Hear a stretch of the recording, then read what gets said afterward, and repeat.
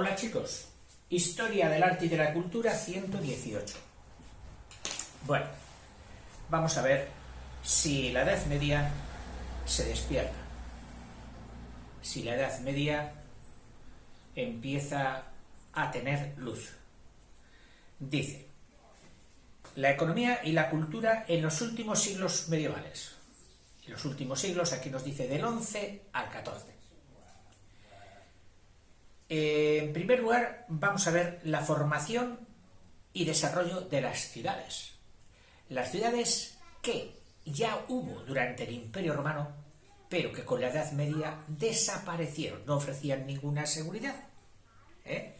Y el poder se había atomizado y se había ido fuera de las ciudades, en aquellas casonas enormes que acabaron siendo castillos, y desde allí el señor feudal ejercía su propia ley, con lo que asistíamos a una partición enorme, múltiple, de leyes, de autoridades y de señores, que partieron la única autoridad del emperador. Sí, había sido sustituida por el rey, pero a ese rey, quizás por estar lejos de los centros donde se establecía se aplicaba esa ley, y las comunicaciones no ser buenas, el rey había quedado totalmente aislado. Y fue el triunfo de las particularidades, de los feudos, de los señores feudales, que imponían su ley y muchas veces también su férula. Bien, vamos a ver qué es lo que pasa. Dice, desarrollo de la vida humana libre. O sea, considera que la vida humana de los feudos había sido una vida humana, si no esclavizada, sí supeditada, no libre. Típica de siervo. Y ahora renace la libertad de nuevo. Es una buena noticia. Y esto se concreta en el resurgimiento y renacimiento de las ciudades. La palabra renacimiento se ha acuñado para siglos después, para el final de la Edad Media. No obstante, si la aplicamos en este periodo, será para decir que la libertad renace. La libertad que había dado de gestión el Imperio Romano, con una autoridad firme, sólida, aunque lejana, del emperador, que permitía moverse libremente a todos los ciudadanos romanos, y que esta ciudadanía romana, famosa en la historia por sus libertades, había caído. Bueno, pues vuelve a recuperarse, y con ello las ciudades. O sea, hay un par, un binomio, que es ciudad igual a libertad, campo rural igual a siervo. Ciudad, libertad. Durante la época feudal anterior, paralelamente a la casi desaparición de la gente libre, pues solo había señores y villanos y siervos, por una parte señores y por otra parte villanos y siervos que dependían de aquellos, y a la ruina de la industria y del comercio, que se arruinaron en la primera fase de la Edad Media, desaparecieron también los municipios libres, ya muy decadentes desde el final del Imperio Romano. En los países donde predominó el feudalismo, la vida se agrupaba alrededor de los castillos y monasterios. O sea, siempre el poder tuvo dos lenguas, dos expresiones, la seglar y la eclesiástica, que entre ellas se averían. Sus respectivos territorios eran una vasta red de explotaciones rurales de campo, entre las que existían aisladamente algunas aglomeraciones urbanas donde residían la corte o los grandes señores seglares o eclesiásticos, con su fortaleza o monasterio. O sea que las primeras ciudades eran el asentamiento, la sede de estos grandes señores. Pero ahora vamos a ver el nacimiento de otras ciudades o la transformación de estas, donde ya no van a estar todo en función de ese señor, de ese abad, de ese obispo, sino en función de otra clase social que va tomando relevancia e importancia. Pero a partir del siglo XI, paralelamente al resurgimiento de la industria, de la fabricación de enseres propiamente en serie, que eso es la industria, es decir, no hacer un cántaro, no, hacer muchos cántaros, no hacer un abrigo, no, hacer muchos abrigos, no hacer un zapato, no, hacer muchos zapatos. Eso es la manufacturación que da origen a la industria. Dice, con el resurgimiento de la industria y del comercio, de la transacción y movimiento de mercancías de lado a lado y de ciudad a ciudad, aparecen de nuevo las villas o ciudades también llamadas burgos, más o menos emancipadas de la jurisdicción de los señores, más o menos libres. Emancipadas significa independizadas de la jurisdicción de los señores feudales. Estos, los señores feudales, de buen grado o a la fuerza, es decir, por las buenas o por las malas, tienen que concederles a estas ciudades, por la potencia que tienen, franquicias o libertades. Una franquicia es una libertad de gestión, que les amparan contra su arbitrariedad, contra su voluntad arbitraria, que significa una voluntad, la decisión arbitraria es la decisión que toma alguien que puede tomarla o se la toma sin mucho apoyo de lógica ni de justicia. ¿Qué le ha dicho? Lo ha dicho el Señor. Oye, pero esto no lo ha dicho el Señor. Sí, pero es que hace poco dijo lo contrario. Bueno, es el Señor. Arbitra. Y ahí viene arbitraria. Pero ya te digo que no suele estar unido al concepto de justicia ni de ecuanimidad, sino más bien al de capricho, lo de arbitrario. Arbitrariedad y despotismo. Es decir, ser un déspota es mandar porque puedes mandar sin permiso, sin asentimiento y sin consentimiento de todo lo que te rodea. Las cuales se fijan en documentos, estas franquicias que fueron otorgando a estas ciudades, las cuales se fijan en documentos que se llamaron unas veces cartas, carta de la ciudad de tal. Por esa carta, por ese documento, el conde tal o el marqués tal o eso concedía a la villa tal sus libertades. También se llamaron fueros, y de ahí vienen dos tipos de comunidades.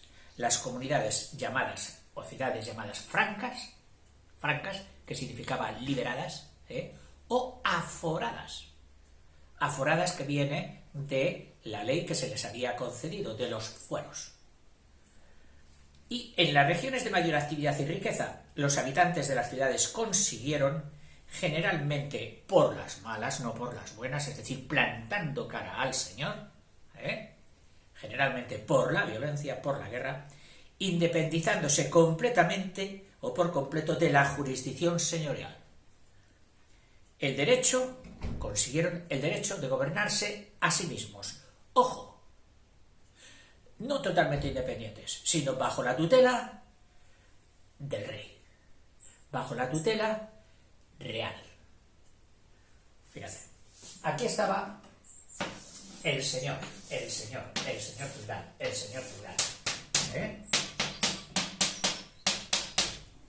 Aquí los siervos y vasallos, cada uno dependiente de su señor feudal, y el rey se había quedado muy lejos. Claro, él también tendría su entorno de siervos y vasallos a los que gobernaría. Pero la gran masa de siervos y vasallos tenía por medio a los señores feudales antes del rey. ¿qué hacen los siervos y vasallos? Buscan la protección del rey, saltándose la arbitrariedad y el poderío de los señores feudales. El rey crece, los feudos menguan, se arrugan como guisantes. Ese fue. Es una constante en la historia que yo por lo menos opino así, que este individuo de base,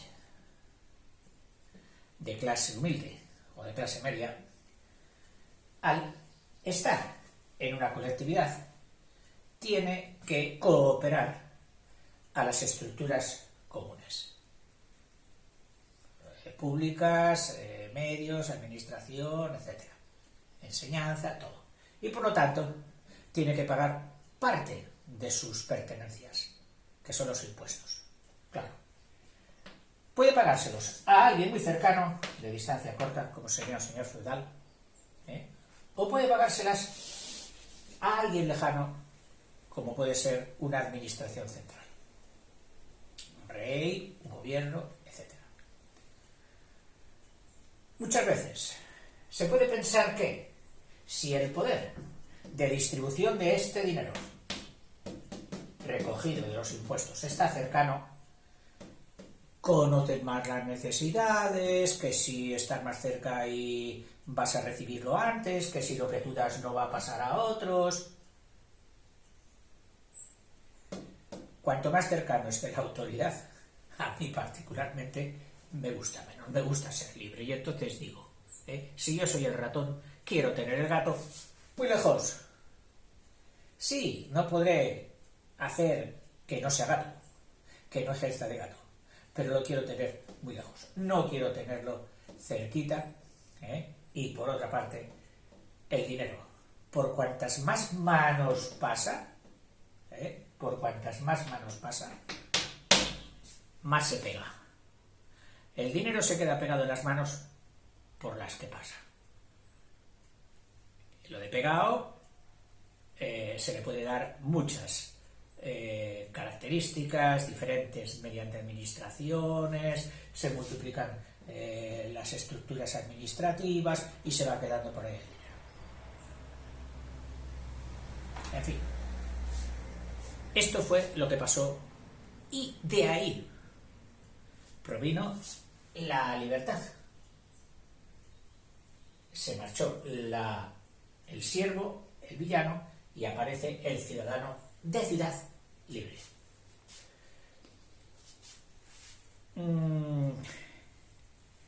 Estas villas y ciudades emancipadas, en mayor o menor grado, son protegidas por el rey.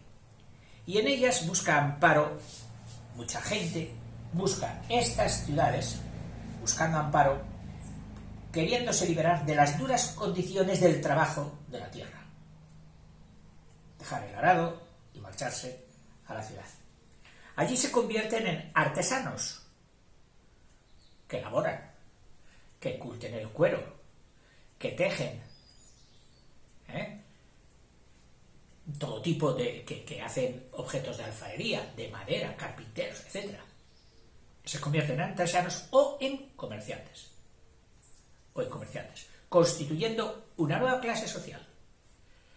Si habitaban en los burgos, se les llamó la burguesía, en la cual se apoyarán los reyes, se apoyarán en ellos, en estas ciudades que han surgido, las ciudades, se apoyarán en estas ciudades para ir contra el señor feudal. El rey quería quitar a los señores feudales, le mermaban su autoridad. Entonces se apoya en las ciudades.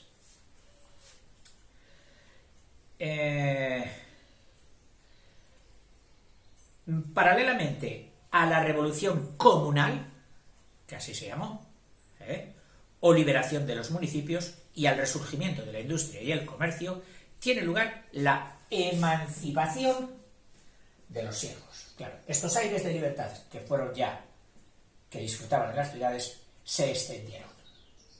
Y entonces los siervos empezaron también a pretender y conseguir la emancipación o liberación respecto de los señores feudales.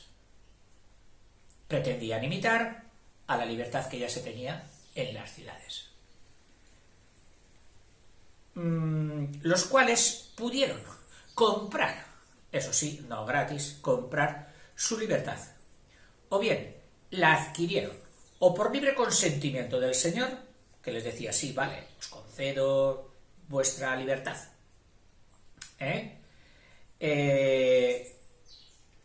Dice, o por la violencia, por la guerra también, plantándole cara, con ejércitos que le podían hacer frente a ese señor feudal.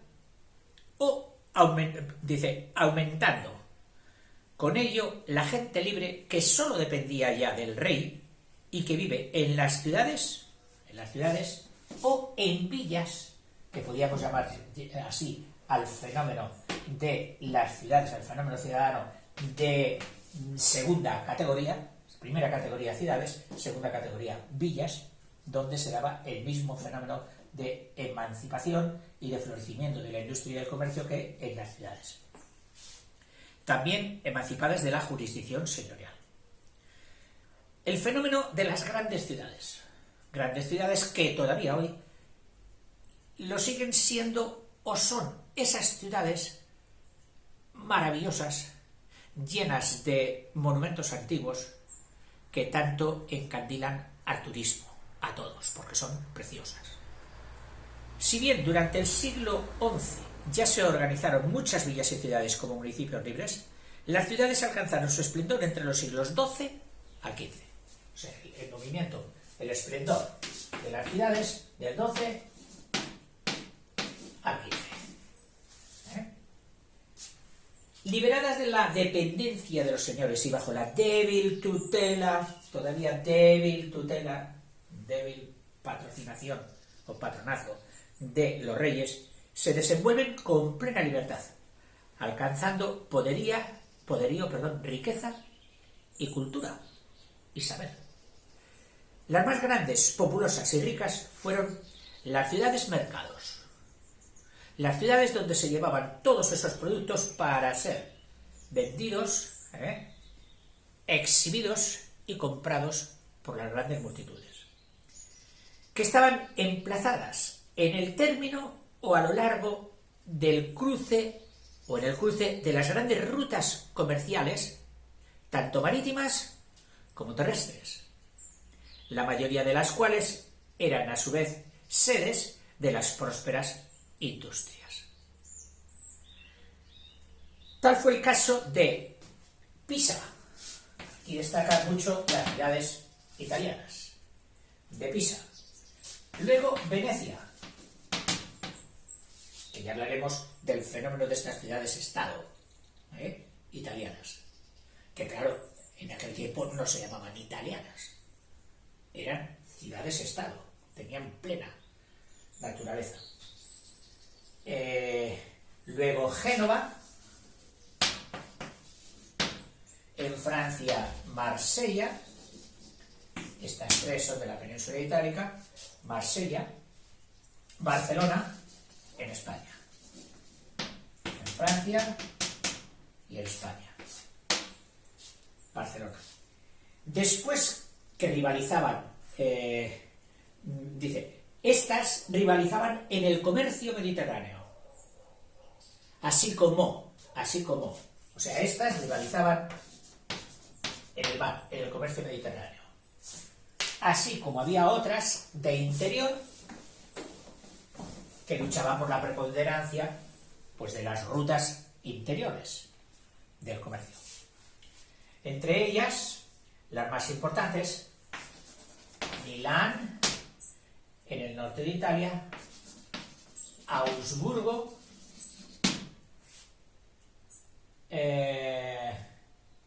Ratisbona, Nuremberg y Colonia. Todas estas en Alemania. Nuremberg y Colonia, etc., que jalonaban los caminos por los que las mercancías iban desde Italia a los países del norte de Europa, donde existían también en estos países florecientes ciudades que eran grandes depósitos de mercancías o focos industriales, como, es decir, ciudades del norte, además de estas, ciudades del norte como Ámsterdam, sabes, en Holanda, Brujas, en Bélgica, creo, a ver si mi geografía aquí no me juega malas pasadas, Amberes, Bruselas, también en Bélgica, Hamburgo, en la actual Alemania, y Lübeck, que no te lo voy a decir porque en este momento no lo sé, pero eso te queda a ti para buscarlo. Lübeck. Ciudades del norte, industriales y muy importantes. Otra ilustre y populosa ciudad, no solo por su tráfico mercantil, sino por su universidad, es decir, además de tráfico mercantil, por su potente universidad, fue París. Otras urbes debieron su prosperidad a sus afamadas y concurrencias ferias. Ya sabes que las ferias son reuniones que se hacen periódicamente. Había ferias mensuales, hay mercados que se hacen semanalmente, pero no llegan a la titularidad esta de ferias, y sobre todo las anuales, que solían tomar el nombre del santo del día. La feria de San José, una feria ganadera de toda la comarca aquella, toda que abarca, y se reúnen cientos de miles de cabezas de ganado donde toda la gente va a comprar, vender, y al mismo tiempo que se llevaba ganado, pues circulaban mucho las otras mercancías también. Estas eran las ferias. Entre estas ciudades de ferias, típicas por sus ferias, destacan Troyes en Francia y Medina del Campo en España. Medina del Campo en España, en la actual provincia de Valladolid, como sabéis. O también lo debían a su industria textil, a producción textil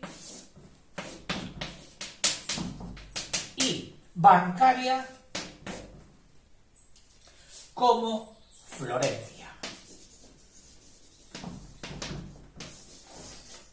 La que luego sería la gran ciudad del Renacimiento, con todos los prohombres más sobresalientes del Renacimiento, y hoy una de las principales ciudades museo del mundo entero. El aspecto de la ciudad medieval no presentaba un aspecto uniforme. O sea, nos va a describir un poquito cinematográficamente cómo eran estas ciudades medievales. No eran uniformes. No había un patrón que se iba repitiendo, no. Había una sana libertad para edificar, para decorar, para vivir. Estaban en una expansión de la libertad. Las obligaciones sociales se habían quedado fuera. Ellos eran los hijos de la libertad. Y cuando el hombre es libre, hace las cosas según su gusto, respetando, para poder proteger su libertad también, no invadir la de los demás. Ya sabemos ese dicho tan cierto y tan llevado de que tu libertad acaba donde empieza la del otro. Sin ello no habría libertad posible de nadie. Dice, no presentaban aspecto uniforme, como las grandes urbes modernas de hoy, donde todos los edificios prácticamente son iguales, etc. No, sino vario y pintoresco. De reducidas dimensiones, no eran ciudades muy grandes, y encerradas entre murallas. Eran un hacinamiento, es decir, hacinaos significa juntos, sin mucho orden. Eso era una hacina o una facina, que también se llama hacinas así al conjunto de mieses, de las espigas, las hacinas o facinas. Claro, de ahí han venido luego un campo semántico también muy distinto, de ahí me estoy acordando, era facineroso, que era un malhechor de baja estofa, y peligroso, un facineroso, estar fascinados. Dice, eran un hacinamiento de construcciones separadas por calles estrechas, tortuosas, torcidas y semioscuras, pues los grandes aleros de los tejados apenas dejaban penetrar la luz.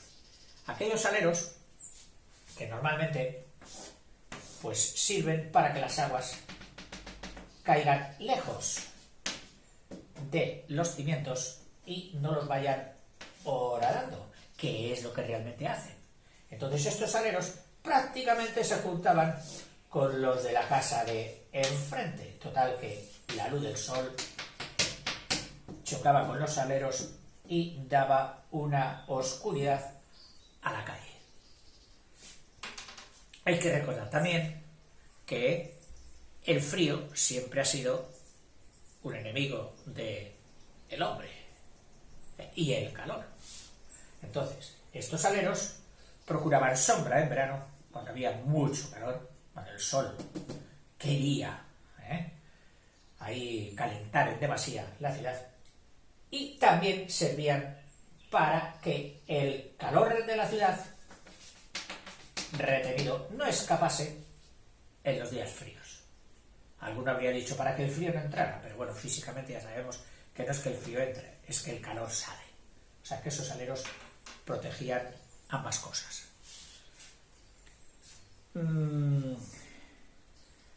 Por los grandes aleros de los tejados apenas dejaban penetrar la luz. Dichas calles por las que circulaba mucha gente y en las que los vendedores ambulantes significa que andan, ambular es andar, que van de lado a lado, no eran comerciantes que tenían su tienda fija. Ese es el comercio estable. El comercio ambulante es el que van en carros o en furgonetas, etcétera, y van de pueblo en pueblo andando. Pregonaban sus mercancías. Se animaban con el buen tiempo, pues los artesanos, entonces instalaban sus talleres y tiendas ante las puertas de sus casas. Sí, oye, vas a trabajar hoy, vas a curtir la piel, vas a hacer madera, vas a hacer mueble en el interior. Salte fuera, que se está mejor. Y no había prohibiciones para sacar la mesa de carpintero, la arcilla, y entonces toda la calle se convertía en una abigarrada producción de todo tipo de artículos. Las calles solían conducir a una plaza en la que se celebraba el mercado, más amplia, y donde solía estar pues la casa del gobierno de la ciudad, porque estas ciudades no pensamos que eran de gente o eran, ¿cómo se dice?, anarquías. No. Estaban organizados con sus representantes elegidos, sus cabildos, sus municipios, sus alcaldes, alguaciles, policías, etc. Y ahí estaba en la plaza, pues, la sede del gobierno de la ciudad, lo que llamamos hoy ayuntamiento o casa comunal. Por encima de todos los tejados, a vista de pájaro, emergían de allí las esbeltas torres de la catedral, a cuya sombra se cobijaba la ciudad, como una gran gallina que vigilase o cobijase a todos sus polluelos, y que era al mismo tiempo el máximo orgullo de la ciudad. Una ciudad era lo que era su catedral, lo que se veía ya desde lejos, y para ser su catedral, el índice de su bienestar, el índice de su poderío y de su riqueza, contrataban a los mejores artistas, a veces venidos de muy lejos, para que construyeran y embellecieran su catedral. A excepción de las casas de las personas notables, de los más ricos de la ciudad, que solían ser verdaderas fortalezas, recordemos que la libertad recuperada no todavía significaba una seguridad de que alrededor del río revuelto había ganancia de pescadores, como dice el refrán, que no eran otros que los ladrones, los forajidos, los bandidos. Y también las rencillas y reyertas entre nobles. Y entonces sus casas no estaban desprotegidas, no. Tenían unas paredes fuertes, unas puertas muy fuertes, y prácticamente parecían mini castillos hechos dentro o alineados en las calles de las ciudades. La casa de los tal, prefiero, por tal un apellido noble. Y la miras y es unos paredones increíbles. Dentro tendrán su patio con sus comodidades, pero por fuera eran inexpugnables. Las otras casas, las de la gente normal, las demás constaban solo de la planta baja, donde se instalaba la tienda o el taller, en el que se trabajaba a la vista del público, y luego de un piso, una planta piso superior, donde vivía la familia. La vida dentro del estrecho recinto de la población era bulliciosa y familiar, participando todos en las fiestas y procesiones. Sí, la religiosidad no se vio descartada de las ciudades. Siguió allí. Así como en las desgracias públicas y privadas. Participaban todos. Como una gran familia. Estaban juntos, apiñados para lo bueno, para las alegrías, y para lo malo, para las desgracias. Estas ciudades sufrían con frecuencia dos terribles azotes, dos enemigos ancestrales. Uno, los incendios, que no pudieron evitar las órdenes de apagar todas las luces o fuegos a las primeras horas de la noche, que era el toque de queda o cubrefuego. ¿Usted qué hace con ese fuego encendido? ¿No ha oído el toque de queda o el toque de cubrefuego? Ese fuego tiene que quedar totalmente amagado, si no ha apagado, totalmente amagado en ascuas y en cenizas, para que a la mañana siguiente usted lo pueda resurgir. Pero por la noche ese fuego no puede estar activo, porque nos jugamos el incendio y la destrucción de toda la ciudad. Y el otro enemigo, el otro diablo de las ciudades eran las epidemias o pestes, por falta de higiene, principalmente. La higiene, que había sido ya una asignatura bastante aplicada y resultona en el Imperio Romano, que daban mucha importancia al agua dentro de la ciudad. Indicativo de ello eran los acueductos y las grandísimas obras que hacían para llevar el agua a las ciudades. Esto en la Edad Media todavía no había entrado, y entonces se daba suciedad. Las defecaciones de la gente no iban a parar a las grandes cloacas que ya habían hecho los romanos, no. Iban a parar muchas veces al exterior, a la calle, encima. Sí, encima. Y las aguas y los pis, los orines, se tiraban por las ventanas. Como mucho te decían, ¡agua va! Y tú, sepárate que van a tirar el orinal. Esto, en muchas poblaciones, y yo todavía, en en el pueblo donde viví, he conocido a alguna persona, mal vista por cierto por las demás, que lo tiraba. Los pueblos pues solían tener casitas bajas con un patio interior o exterior donde se hacían esas necesidades. Y allí quedaban en la tierra o lo comían las gallinas. Mientras que los que vivían en pisos, que algunos había ya de 2 plantas, 3 plantas, no tenían dónde tirar esos orines. Y entonces los tiraban a la calle. Pero esto fue célebre, tristemente, incluso en las calles de Madrid, donde, como ya veremos, hubo problemas hasta de envergadura política, y que llegaron a tirar a ministros y todo. El querer higienizar estas costumbres y estas ciudades. Bueno, hablando de la higiene de las ciudades muy deficiente, que daban origen a epidemias o pestes por falta de higiene, que producía millares de víctimas allí donde se presentaba. Cuando estoy haciendo este vídeo está todavía coleando el virus del COVID, que ha sido una tentativa histórica de volver a esas epidemias y que en muchas ciudades y en muchos países ha tenido realmente dimensiones epidémicas, pero no tan grandes y terribles como las que tenían en la Edad Media. Eran,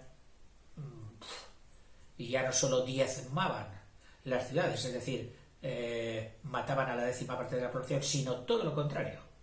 Era la 10ª parte de la población la que a veces quedaba viva y no daban abasto a enterrar a las otras 9/10 partes que habían sucumbido en aquella peste.